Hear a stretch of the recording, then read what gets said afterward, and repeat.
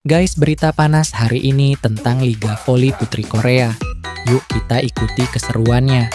Red Sparks unggul head to head. Siap taklukkan IBK Altos di Liga Voli Korea. Red Sparks memiliki rekor head to head yang lebih baik jelang menghadapi IBK Altos dalam lanjutan Liga Voli Korea Putri 2024-2025 putaran kelima, Rabu, 12 Februari 2025. Laga ini akan digelar di Chungmu Gymnasium pada pukul 17.00 waktu Indonesia Barat, di mana Red Sparks yang diperkuat Megawati Hangestri berambisi meraih kemenangan demi memperbaiki posisi di klasemen. Saat ini, Red Sparks menempati peringkat ketiga, namun kemenangan dengan raihan 3 poin penuh akan membawa mereka naik ke posisi kedua, menggusur Hyundai Hill State. Peluang Red Sparks untuk meraih hasil positif cukup besar, mengingat mereka memiliki catatan pertemuan yang lebih baik atas IBK Altos. Dari 4 pertemuan terakhir, Red Sparks sukses memenangkan 3 laga, sementara satu-satunya kekalahan mereka alami pada putaran pertama musim ini. Kala itu Red Sparks kalah dari IBK Altos dengan skor sengit 2-3. Setelahnya, skuad asuhan Ko Hee-jin mampu bangkit dan menyapu bersih kemenangan atas IBK Altos. Di pertemuan terakhir, IBK Altos yang saat itu berstatus tuan rumah kalah dari Red Sparks dengan skor 2-3. Berikut head-to-head Red Sparks versus IBK Altos musim ini.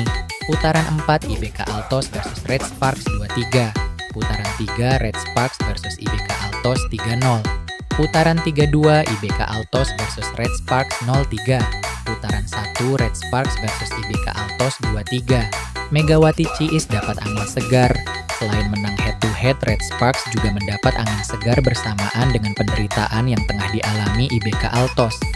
Salah satu media Korea Selatan, Mania Report, menyoroti penderitaan IBK Altos jelang laga melawan Red Sparks hari ini. Dalam beritanya, Mania Report menjelaskan jika peluang IBK Altos untuk lolos ke babak playoff makin menipis. Karena memang sisa pertandingan fase reguler makin sedikit, saat ini telah masuk putaran kelima dari 6 putaran. Selain itu, Mania Report juga menyoroti soal tidak adanya daya dukung dari pemain lokal IBK Altos. Pemain lokal mereka yakni Lee So-young masih belum bisa konsisten. Di sisi lain, pilar asing mereka yakni Victoria Dancak tampil on fire sendirian. Victoria Dancak bisa disebut tukang gendong.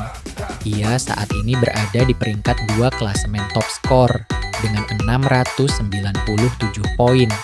Peluang IBK Altos untuk lolos ke babak playoff kian surut setelah mereka kalah telak 0-3 dari JS Caltech.